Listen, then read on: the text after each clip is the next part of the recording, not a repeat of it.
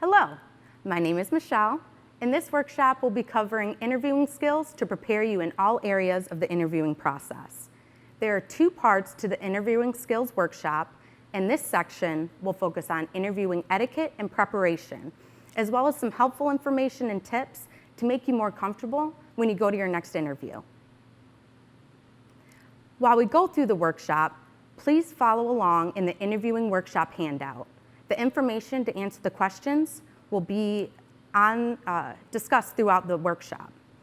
Keep in mind the handout has questions for both Part 1 and Part 2 of the interviewing skills workshops. So if you don't see the information to complete the handout in this section, the remaining answers will be in interviewing skills Part 2. We'll be going over different types of interviews, researching the company that you're applying for, transportation preparation and arrival procedures, how to dress and present yourself, body language and awareness, and lastly, what to do once the interview is over. There are several types of interviews. The more you know about the structure of the process, the less anxious you're going to be and the better that you'll perform. An informational interview is when a person seeks advice or information about the career or industry from an employed professional in that industry. This is not an interview that a job offer is the goal. However, it is a great way to network. A phone interview is a very cost-efficient way to screen candidates. These can last anywhere from 10 to 30 minutes. You should prepare for it like an open book exam. It is recommended that you have in front of you your resume, the job description, a list of references, some prepared answers for challenging questions, and perhaps something about the company. Since nonverbal communication is such an important role when we communicate, and they can't see your body language, it's very important to have a positive and polished answer with energetic tone and inflection. A Zoom interview is similar to an in-person interview, but there are a few key differences that you need to prepare for. First, be sure to have reliable internet access to avoid any technical difficulties. You should also practice getting on the meeting beforehand in case any issues come up. With virtual meetings, the interviews becoming more common, it is important to become more comfortable with this type of medium and work out any difficulties that you might have. You'll want to conduct the interview in a quiet location with your visual background being as professional as possible. At your kitchen table with a blank wall is an example of a good place to conduct a Zoom interview. An individual interview is the most common type and is often called a personal interview. It is typically a one-on-one exchange at the organization's office. In order to best prepare, you'll want to know the length of the interview, which can usually range from 30 to 90 minutes. If the interview is 30 minutes, you have to be concise and have a high impact with your answers. If it's 60 to 90 minutes, you want to go into much more depth and use specific examples to support your generalizations. A small group or committee interview is where you will be in a meeting with several decision makers all at once. This can be an intimidating experience if you're not prepared. So, be sure to make eye contact with everybody, no matter who's asking the questions. It's also important to establish rapport with each member of the interview team. And also try to find out the names and job titles of the participants. Lastly is the second or on-site interview. After your first interview, you may be asked to come back on a second date. This means that they like you enough that you made it through the first round of cuts, but they would like to know more about you before they make their final decision. This interview may include a representative from Human Resources, a department head, the office staff, and the department's head supervisor. Don't forget to be alert and enthusiastic. This is typically the last step before the offer is made.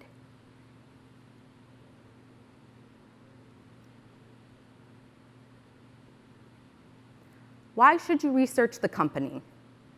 You'll want to research the company prior to the interview so that you can showcase that knowledge during the interview. The company's background or what they do will come up at some point, so being able to engage in the conversation about this will set you apart from other candidates.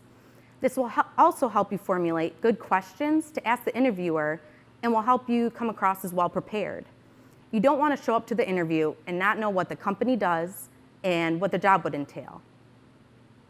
Researching the company can also confirm your decision to even schedule an interview, and it can make you more enthusiastic about the position that you're interviewing for.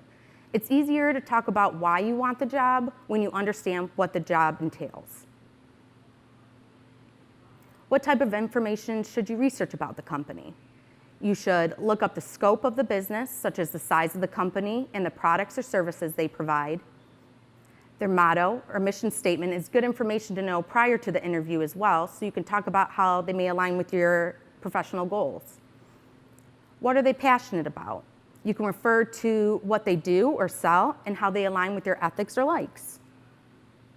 And finally, knowing the name and title of the individuals you're interviewing with is a great way to look prepared.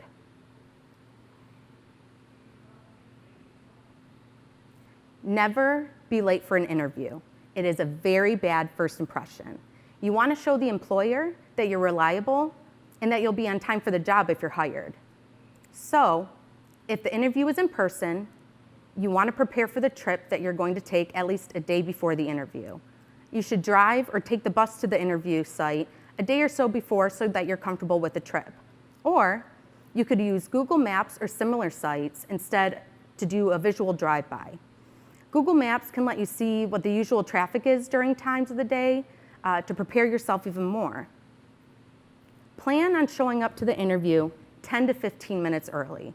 You don't want to be too early because not only will waiting longer make you more nervous, but it'll also show poor time management when the interviewer may not be able to accommodate an earlier interview time than the scheduled time.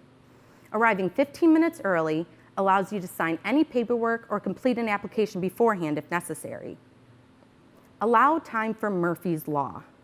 This means anything that can go wrong will go wrong. So prepare the night before, like planning your outfit. If you're driving, fill up your gas tank and get your resume and anything else together and ready to go. On the day of, leave with enough time to be 15 minutes early regardless of traffic, unforeseeable events that could be holding you up, and so on. The more prepared you are, the less nervous you'll be. Bring a folder or a portfolio with ample copies of your resume and a pre-completed application if you have access to it beforehand. You'll want to have a copy for yourself for reference, as well as a copy for the person you're interviewing with. If you're not sure how many people you're interviewing with, then you'll want to bring multiple copies. Also, make sure that the resume is on resume paper. It looks much more clean and professional, whereas poor quality paper can make you come across careless to the interviewer. Lastly, bring a notepad and a pen or two. This is so you can have your questions written down for the interviewer, or you can write down time, dates, or information that you want to have. If they have you fill out any paperwork, if you don't have your own pen, you could come across as not prepared. This quick video gives you the basics of Google Maps being a resource for your transportation. This can also help you plan out your route and have an estimated time for how long it'll take for you to get to the interview site. Learn to get directions with the new Google Maps. Getting directions is easy. Start from the search box and search for a specific location. Then click Directions. Add your starting point. A variety of transportation options will appear on the map and under the search box. To reverse your directions, click the arrows on the left-hand side.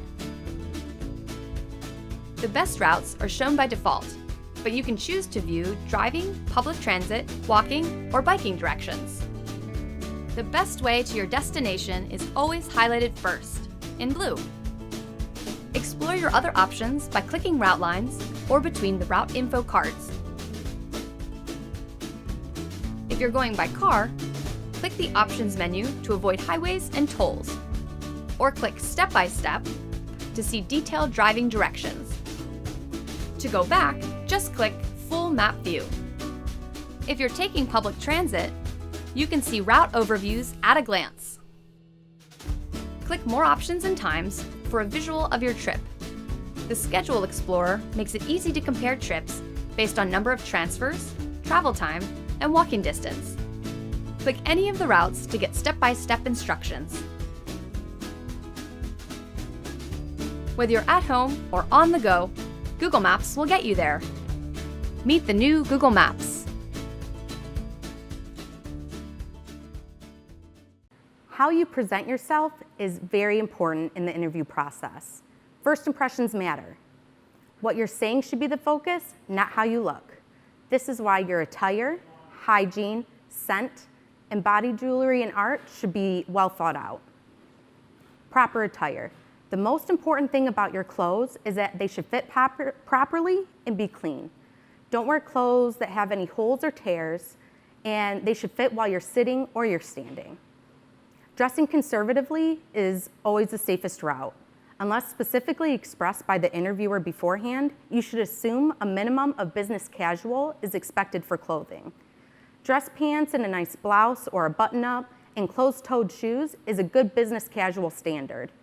Adding a blazer is a simple way to make a business casual outfit more formal. It's better to err on the side of caution and dress too formally than not enough. Proper hygiene. Make sure you take a shower beforehand. Body odor does not give a good first impression, and if you're a nervous sweater, some deodorant would also be a good choice. Your hair must be clean and neat. If you have longer hair, you may consider pulling it back in a ponytail or a bun, because some people tend to play with their hair when they get nervous, and so having it back will prevent you from being distracted during the interview. You'll also want to have your nails clean and trimmed, and don't forget to brush your teeth. You want fresh breath and nothing going on in there. For perfume and cologne, in short, just don't wear it. You never know if the person who is interviewing you has an allergy or a sensitivity, so it's better to be safe than sorry. For jewelry, tattoos, and piercings, keep jewelry to a minimum, and whether your tattoos are offensive or not, it's best to have them covered. Remember, what you're saying should be the focus, not how you're dressed or what is on your body. Nonverbal communication and body language says more than what you actually say. So being aware of what impression you're giving off is a key factor to having a good first impression during an interview. If you are unsure of the appropriate body language, mirror the interviewer's body language. Also, you'll want to sit up straight. You'll appear more confident and comfortable. You should also maintain good eye contact. When you make eye contact with somebody, it shows interest. This is a delicate balance, though. There is a difference between looking and staring. So if making eye contact is uncomfortable for you, try looking at the interviewer for a few seconds, then look away and repeat. An occasional nod while the interviewer is speaking also shows attentiveness and can also break up what could come off as a blank stare. Even if you're nervous, don't forget to smile. Be alert, friendly, and positive. It's okay to show enthusiasm. Finally, using hand gestures adds emphasis and structure when you talk. If you're not comfortable using hand gestures, you can just keep your hands folded on your lap, and this will also keep you from fidgeting and distracting the interviewer. If you think about it, if you're interviewing somebody and they were slouching in their chair, looking at the floor and playing with their pen, would you think that they care about getting the job? Even if everything that they said showed that they were qualified, but they were doing these things, you would think that they weren't interested in being hired. It's these basic body language habits that can change how the interviewer sees you. Here are some tips for appropriate body language that'll make you come across as more confident and comfortable during the interview. Hi, I'm Faye Desmoichant of Social Skills, here to teach you about body language basics. So many people say that your body speaks much more loudly than your words speak, and it's probably, it has quite a bit of truth. It's really important that as you speak, you exhibit great body language. The most important aspects of your body language are number one, your shoulders, and where your shoulders are positioned as you speak to other people. So your shoulders could be like this, or they could be like this. And that slight change makes an enormous difference in what your body is saying about you. This little change could make me seem like I'm insecure or don't have much confidence, but moving my shoulders up changes the entire dynamic of how I'm coming across. Also, a really important part of your body language is your hands and what you're doing with your hands. Now, some people have a really hard time with what to do with their hands as they're speaking. If you have a hard time with it, what I suggest is if you're sitting, just putting your hands in your lap, or if you're standing, just making sure that they're at your sides or folded in front of you. A lot of people have a hard time with playing with things, with playing with bracelets, with playing with hair, fumbling with their pockets. So be aware as you speak next time of what your hands are doing. Where are your hands? Are they stationary? Or you can ask someone else to make this assessment for you. Have a conversation with them and ask them to keep an eye on where your hands are during the conversation. Another important element of your body language is the fact that you need to be standing still. So if you're moving during a conversation, that's going to give off the impression that you're nervous or that you're uncomfortable during the conversation. So be sure that you're standing stationary and that you're not moving around as you're talking. And your feet as you're talking. You don't want to be moving your feet around or lifting up your knee or moving your feet around. You want to make sure that those are stationary as well. The whole idea is that you don't want to distract someone while they're speaking or while you're speaking. Not only is it distracting, but it can make you come across as insecure, less than confident, or even uncomfortable during a conversation. You definitely don't want to give off that impression. So your body language speaks a great deal. You want to make sure that you have great body language as you're communicating and speaking with other people. It's probably one of the most important elements to making a good first impression. Finally, we're going to be discussing follow-up. Typically, there are several candidates who have interviewed for the job that you want. Because of this, you want to make sure that you stand out even after the interview is over. Sending a thank you card or email is highly recommended for this reason. Very few people do this, and it's a great way to show your appreciation for the opportunity to interview and to have your name be remembered by the interviewer. Every person you interview with should get a personalized letter or email. If you keep a couple thank you cards in your car, you can go out there after your interview, fill it out, and then just bring it right back into the receptionist, then you're done. You want to customize your card or email with the interviewer's name and mention an interesting part of your conversation. This is also a great opportunity to add information that you forgot to mention during the interview. Be sure to get the interviewer's business card so you can remember their names and spell their names correctly. Here's an example of a thank you card. Dear Mrs. Hansen, thank you for taking the time to meet with me today and to discuss my qualifications for the position of nurse aide. I appreciate the opportunity to interview and learn more about St. John Hospital. I enjoyed hearing your insight regarding the new patient care plan and hope that I can put my customer service skills to immediate use at the hospital. I am very interested in this position and I look forward to hearing from you when you have made your final decision. I can be reached at 555 and so on, or professionalemail@gmail.com. Now, your next step is to complete the Interviewing Skills Part 2 workshop. If you have any questions about what was covered today, they can be answered by a career development facilitator at your local Michigan Works Service Center. Just give us a call and ask for the Young Professionals program. To schedule an appointment with us, or if you have any questions, just please give us a call and ask for the Young Professionals. And I hope that you feel more comfortable preparing for the future interview. I'll be seeing you at Interviewing Skills Part 2.